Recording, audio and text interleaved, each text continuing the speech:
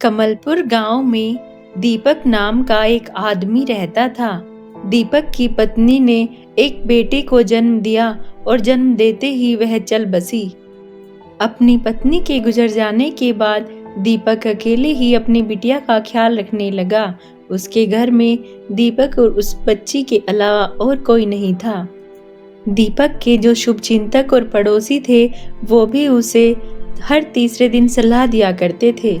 देखो दीपक, इसमें तुम्हारा ही फायदा है।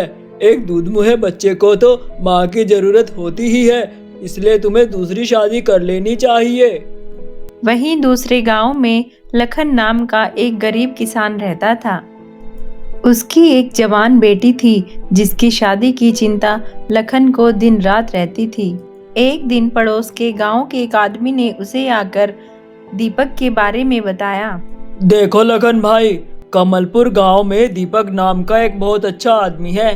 उसकी जोरू दूधमुहे बच्चे को छोड़ चल बसी है। तुम चाहो तो अपनी बेटी के लिए उससे बात कर लो। उसे बच्चे की देखभाल के लिए माँ की जरूरत है और तुम्हारी बेटी का भी घर बस जाएगा।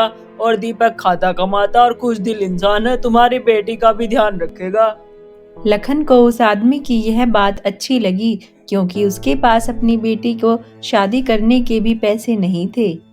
ठीक है, मैं तुम्हारे साथ कल उसके गांव चलूंगा उसका घर बार देखने के लिए। अगले दिन लखन उस आदमी के साथ दीपक के गांव में गए। जैसे ही लखन दीपक के घर पहुंचा, उसने देखा कि गांव की कुछ औरतें उसकी बेटी को खिला रही थी।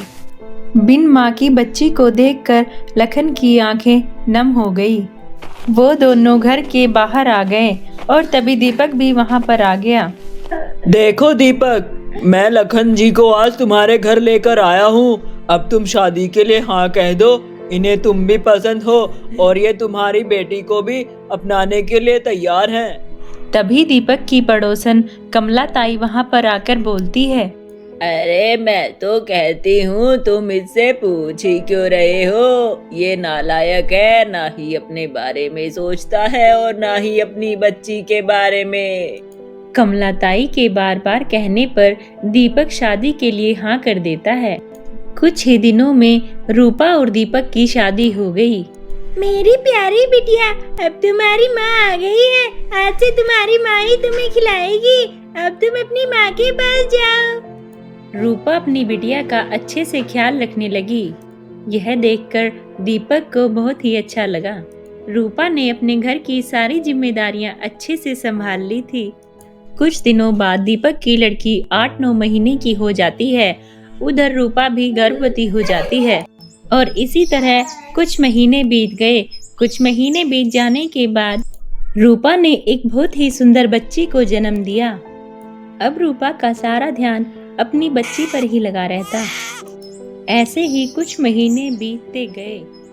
अब रूपा पहले की तरह खुशी का ख्याल नहीं रखती थी, बस सारा दिन अपने बच्चे के पास रहती।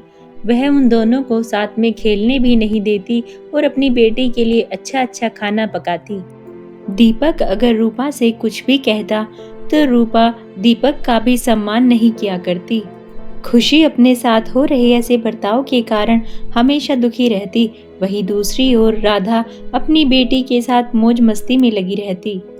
एक दिन रूपा ने दीपक से कहा, सुनो जी, मेरी राधा का दाखिला स्कूल में करा दो अब। अरे वाह, ये तो तुमने बहुत अच्छी बात कही। कल तुम खुशी और राधा दोनों को तैयार करके मेरे साथ स्कूल भेज देना। लगता है आपने ध्यान से सुना नहीं। मैंने केवल राधा का नाम लिया है। केवल राधा ही स्कूल जाएगी, खुशी नहीं। क्यों? खुशी क्यों नहीं जाएगी स्कूल? मैंने एक बार उसके लिए नहीं बोल दिया तो वो नहीं जाएगी स्कूल। वैसे भी उसे पढ़ा लिखा कर करना भी क्या है? ज्यादा पढ़ लिख लेगी तो उसके लायक कोई लड़का भी नहीं मिलेगा और हमें ज्यादा दहेज देना पड़ेगा। दीपक रूपा की बातों से हार कर उसको बोल देता है, जैसी तुम्हारी मर्जी। ठीक है, अगर तुम खुशी को स्कूल नहीं भेजना चाहती कोई बात नहीं, मैं खुशी को घर पर ही पढ़ा लिया करूँगा। रूपा ने राधा को स्कूल भेजना शुरू कर दिया। राधा स्कूल जाने लगी और खुशी उसे देखकर एक कोने में उदास खड़ी रहती। लेकिन राधा को स्कूल जाना बिल्कुल भी अच्छा नहीं लगा। राधा को हमेशा टीचर की मार ही पड़ने लगी। राधा स्कूल से आते ही अपना सारा होमवर्क खुशी को दे देती और जबरदस्ती उसको अपना काम करने के लिए कहती। खुशी देखो, मेरा काम ये कल पूरा टाइम पर हो जाना चाहिए। तुमने अच्छे से देख लिया है ना? हाँ, ये जो बुक्स मैंने तुम्हारे पास रखी है ये सारी कंप्लीट चाहिए मेरे को कल तक, नहीं तो तुम्हारी शिकायत मम्मा से लगा के तुम्हारी पिटाई करवा दूंगी मैं। धीरे धीरे खुशी का पढ़ाई में बहुत मन लगने लगा। वह राधा का सारा काम चुटकियों में कर दिया करती। खुशी को इतना होनहार और होशियार देखकर दीपक को बड़ी खुशी होती। पापा देखो, मुझे मेला देखने तो जाना ही है। इतने सालों बाद गांव में मेला भरा है, मेरी सारी सहेलियां वहां पर जाएंगी। आप एक काम करो, इस खुशी को तो मैं अपने साथ नहीं लेके जाऊंगी, मैं माँ के साथ मेले में चले जाऊंगी। दीपक ने दोनों को मेले में जाने की इजाजत दे दी। रूपा और राधा दोनों मेले में आकर बहुत ही खुश हुई। तभी उन दोनों की नजर एक बुढ़िया पर पड़ी जिसका सामान उसकी पोटली से बिखरकर जमीन पर गिर गया था। रूपा और राधा ने देखा कि उस बुढ़िया के पास बहुत ही सुंदर सुंदर गुड़िया और एक बहुत ही सुंदर आईना है। हे भगवान, कोई तो मेरी मदद कर दे। मेरा सामान उठाने में मुझसे ज्यादा देर तक झुका नहीं जाता है। उस बुढ़िया की बात सुनकर राधा और रूपा ने उस बुढ़िया की मदद की। बेटा, तुम दोनों ने मेरा सामान उठवाया है, इसके बदले मैं तुम्हें क्या दे सकती हूँ? मेरे पास कुछ खिलौने हैं, अगर तुम्हें चाहिए तो मुझे बोल दो। हाँ हाँ काकी, क्यों नहीं। आपके सामान में जो वो आईना था मुझे वो चाहिए, मुझे वो आईना बहुत अच्छा लगा। ये लो बेटा आईना, इसमें कौन सी बड़ी बात थी, ये आईना तुम ही रख लेना अब। इतना कहकर वह बुढ़िया वहां से चली जाती है और राधा उस शीशे को लेकर बहुत ही खुश हो जाती है। राधा जैसे ही उस शीशे में अपना चेहरा देखती है, वह तुरंत ही उस आईने के अंदर चली जाती है। यह सब देखकर राधा की माँ रूपा बहुत ही हैरान हो जाती है और वह शीशा भी जमीन पर गिर जाता है। राधा की माँ रूपा जैसे ही उस आईने को उठाकर उसमें अपना चेहरा देखती है तो वह भी तुरंत ही उस आईने के अंदर चली जाती है। तभी वहां पर दूर खड़ा हुआ एक गुब्बारे वाला ये सब देख रहा था और वह यह सब देखकर डर गया। तभी उसने देखा कि एक बुढ़िया उस आईने के लिए वहां पर आती है और वह फट से उस आईने को वहां से लेकर चली जाती है। दूसरी ओर दीपक राधा और रूपा के ना आने की वजह से बहुत ही परेशान था। वह उन दोनों का इंतजार काफी टाइम से कर रहा था। बाबा, माँ और राधा कहाँ रह गई? अभी तक नहीं आई मेले से। खुशी बेटा, तुम अंदर जाओ, मैं तुम्हारी माँ और बहन को मेले में देखकर आता हूँ कि कहाँ वो दोनों इतना समय लगा रही हैं। तुम मेरा इंतजार करना और कोई भी आए तो दरवाजा मत खोलना। बाबा, आप अभी तो खेत से थक कर आए हैं, आपको भूख भी लगी होगी। आप एक काम कीजिए, आप अंदर जाकर खाना खा लीजिए, मैं माँ और राधा को देखने मेले में चली जाती हूँ। खुशी बेटा, तुम कह तो सही रही हो, मुझे बहुत तेज भूख लगी है। एक काम करो, तुम उन दोनों को देख कर आओ, वैसे भी मेला पास में ही लगा हुआ है। देखो खुशी, मैं तुम्हें मेले में भेज रहा हूँ, अभी दिन का समय है और जैसे ही रात होगी तुम लोगों को अंधेरा होने से पहले ही घर वापस आना होगा। ठीक है बाबा, जैसा आप कहते हैं मैं वैसा ही करूँगी। और इस तरह खुशी अपनी माँ और बहन को ढूंढने के लिए मेले में अकेले ही आ जाती है। खुशी पूरे मेले में घूमी लेकिन उसे अपनी माँ और बहन कहीं नहीं दिखाई दी। थोड़ी देर बाद खुशी मेले से निकलकर बाहर सड़क पर आकर उदास होकर बैठ गई। पता नहीं माँ और राधा कहाँ चली गई, पूरे मेले में ढूंढ लिया, मुझे कहीं नहीं दिखाई दी। अब मैं उन्हें कहाँ ढूंढूंगी और बाबा को क्या बोलूंगी घर जाकर। तभी वह गुब्बारे वाला आदमी खुशी के पास आया। क्या हुआ, तुम यहाँ किसी को ढूंढ रही हो क्या? मैं बहुत देर से देख रहा हूँ, तुम मेले में अकेले कुछ ढूंढते ढूंढते चल रही थी और अब यहाँ बाहर आकर बैठ गई हो, क्या हुआ है तुम्हें? हाँ भैया, मेरी बहन और मेरी माँ मेला घूमने आई थी लेकिन वो अभी तक घर नहीं पहुँची। मैं उन्हें ढूंढते ढूंढते ही यहाँ पर आई हूँ लेकिन वो मुझे नहीं मिली, इसलिए मैं यहाँ बाहर आकर बैठ गई हूँ। क्या तुमने मेरी माँ और बहन को देखा है क्या भैया?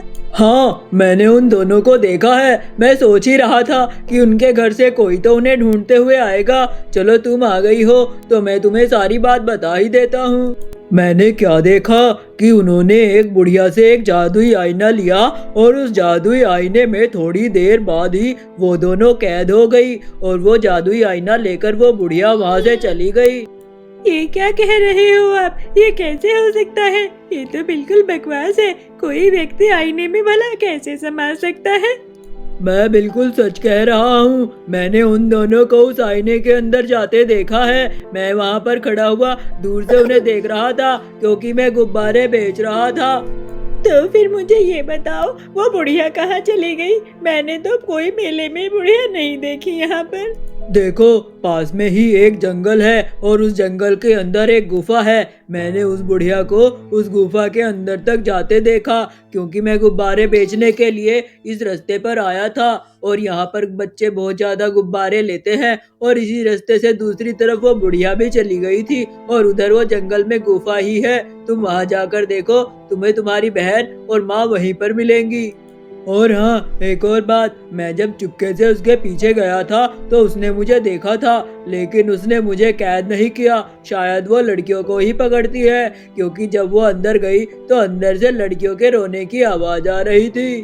गुब्बारे वाले की बात मानकर खुशी उस गुफा वाले रास्ते की ओर चल पड़ी। मुझे भी इसके साथ जाना चाहिए। ये बेचारी लड़की, अगर वहाँ पर कुछ हुआ तो मैं इसकी मदद कर दूंगा।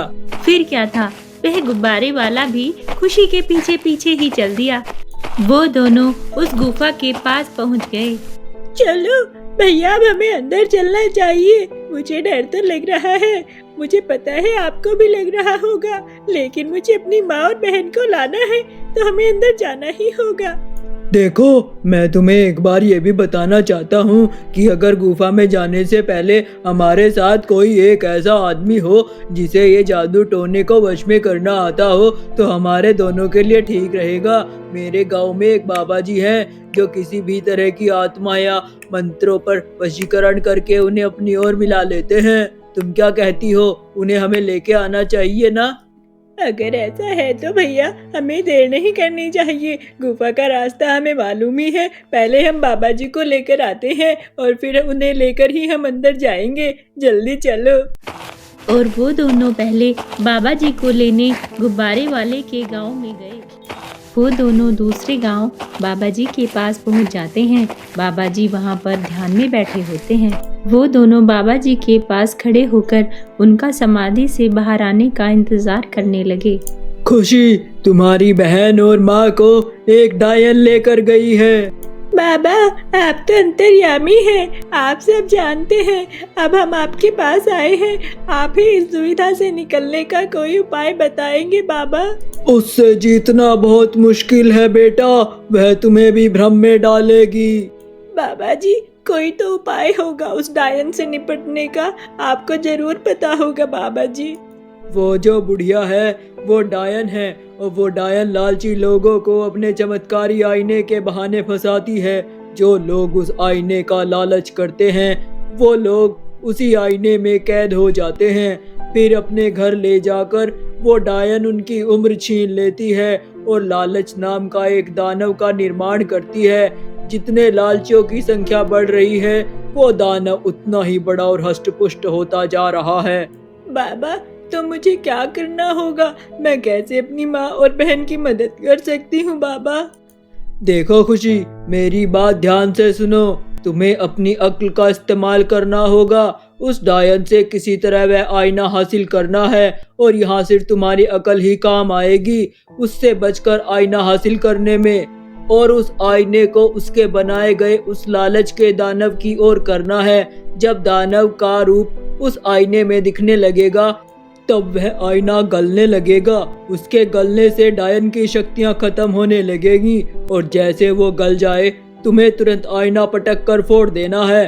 उसके बाद सभी कैद लोग आजाद हो जाएंगे। उन्हें उनका रूप और उम्र दोनों ही मिल जाएंगे और अपनी शक्तियां खत्म होने पर डायन अपने असली रूप में आ जाएगी। साधारणतः वह अशक्त और 100 साल की बुढ़िया के रूप में उसका तिलिस्म भी टूट जाएगा। अगर हो सके तो उसकी चोटी काट देना। कहते हैं डायन की शक्तियां चोटी में होती हैं तो उसकी बची खुची शक्तियां भी खत्म हो जाएंगी। उसके बाद बाबा ने खुशी को आशीर्वाद और कुछ मंत्र बताए। और वो दोनों फिर गुफा की ओर निकल पड़े। वो दोनों फिर से गुफा के बाहर पहुंच गए। खुशी इस बार बहुत खुश थी क्योंकि बाबा जी ने आते वक्त उसके कान में उस डायन की कुछ रहस्यमयी बातें भी बताई थी। जैसे ही वो दोनों गुफा के अंदर गए, वहां पर उन्होंने देखा कि वह बुढ़िया डायन कुछ औरतों को पापी गुड़िया बनाना सिखा रही थी और वहां पर 2-3 औरतें कुछ नीले रंग की भी बैठी हुई थी, जिनकी उम्र और खून उस डायन ने ले लिया था। तभी उस बूढ़ी डायन की नजर खुशी पर जाती है और वह उनसे कहती है, कौन हो तुम और यहाँ आने की तुम्हारी हिम्मत कैसे हुई? अरे नानी, तुमने मुझे पहचाना नहीं का? मैं तुम्हारी नातिन की बिटिया। अरे चुनिया की बिटिया? लेकिन बिटिया तुम अंदर कैसे आई? पर तुम चुनिया की बिटिया हो, इस बात का विश्वास मैं कैसे कर लूं? अरे नानी जी, अम्मा तो परसों ही भगवान को प्यारी हो गई।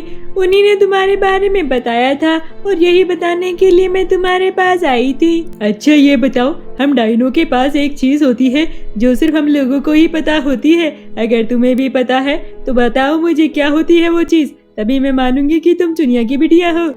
अगर तूने सही जवाब दिया तो मैं समझ जाऊंगी कि तू चुनिया की बिटिया है, नहीं तो मैं तुझे मार कर खा जाऊंगी।